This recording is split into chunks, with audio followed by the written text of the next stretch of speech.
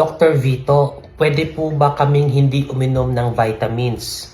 Ang sagot po dyan, pwede po. Kahit hindi po kayo uminom ng vitamins kung ang inyo pong mga pagkain po ay kompleto. At kompleto po ang inyong mga gulay, prutas, meat, tapos yung carbohydrates, no, pag kumakain ng kanin. Ang vitamins po, always remember, ito po ay supplemento lamang po sa inyong katawan. Kung may mga kakulangan po kayo na hindi nyo po nakakain sa pangaraw-araw. Okay?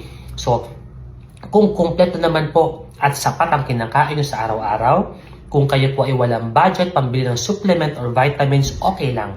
Basta gawin nyo po, balansihin, kumain ng gulay, prutas, isda, minsan may karne kayo, tamang carbohydrates, yung mga kanin, kamote, balinghoy, at isipin lamang po, kailangan samahan ng regular exercise nang sa ganon, tumibay po ang ating resistensya.